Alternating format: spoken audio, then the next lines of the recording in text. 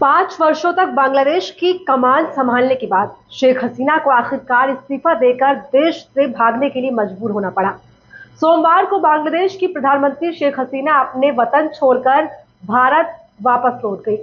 उस वक्त प्रदर्शन अपने चरम पर था। शेख हसीना को 45 मिनट का अल्टीमेटम दिया गया। ये कहानी उस बांग्लादेश की दोस्तों, जहां बीते कई हफ्तों से हिंसा की आग में झुलस रहा था। शेख हसीना के भागते ही जश्न के सरोबार में बदल गया। बड़े पैमाने पर बांग्लादेश की प्रधानमंत्री आवास में आंदोलनकारी की भीड़ घुस गई और जमकर हंगामा करने लगी। कुछ आंदोलनकारी प्रधानमंत्री के बेड पर लेटे नजर आए तो कुछ वहां से रखे सामान को उठाकर लेकर भागते हुए दिखाई दिए। लेकिन ये जश्न कैसा था, आइए इसकी कुछ तस्वीरें आपको दिखाते हैं।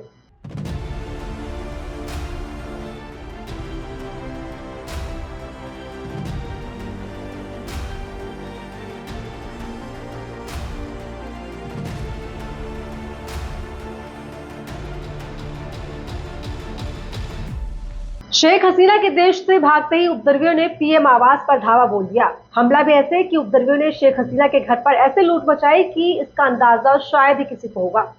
घर से सोफा, टीवी, एसी, गद्दा, टेबल, यहाँ तक कि पालतू जानवर तक लूट कर ले गए। यानी जिसके जो हाथ लगा वो लूट कर ले गया। लालच में डूबी भीड़ ने हदें उस वक्त पार कर दी जब शेख हसीना के कपड़े तक लूट कर ले गए।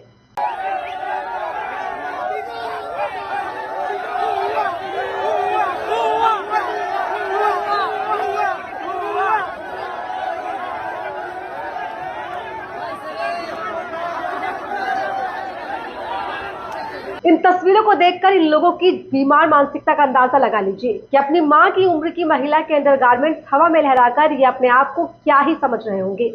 उन्होंने कोई तमगा जीत लिया हो, इस तरह की उनकी सोच होगी।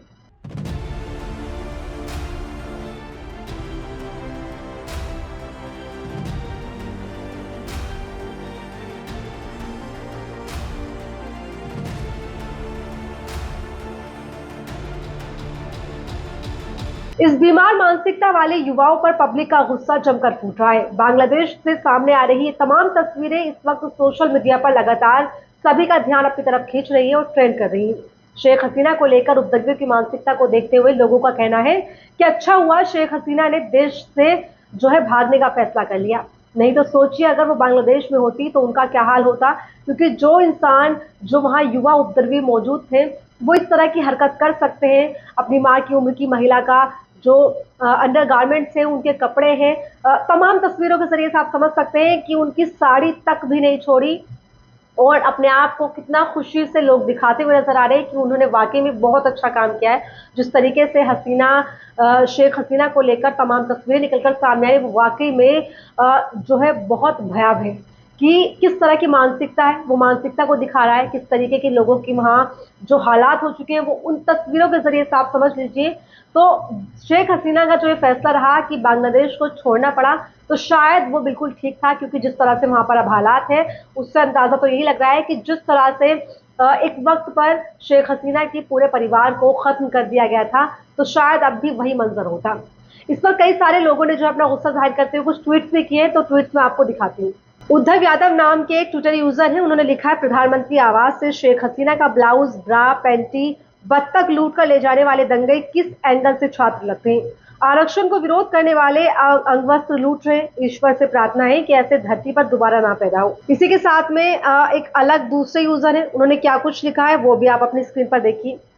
ये प्रायोजित भीड़ है जिसका कोई चेहरा नहीं होता। इसको प्रायोजित करने वाले सिर्फ पर्दे के पीछे से काम करते हैं।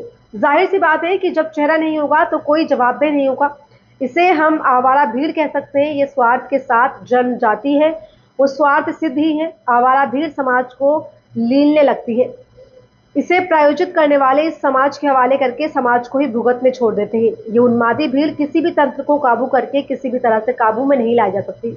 ये आवारा भीड़ हर समाज में है। दोस्तों, इन तमाम तस्वीरों को देखकर आपके जहन में क्या सवाल उठ रहे हैं, कमेंट सेक्शन में जरूर बताइएगा और ऐसी तमाम अपडेट्स के लिए बने रहिए मेरे साथ और देखते रहिए भारत लोग।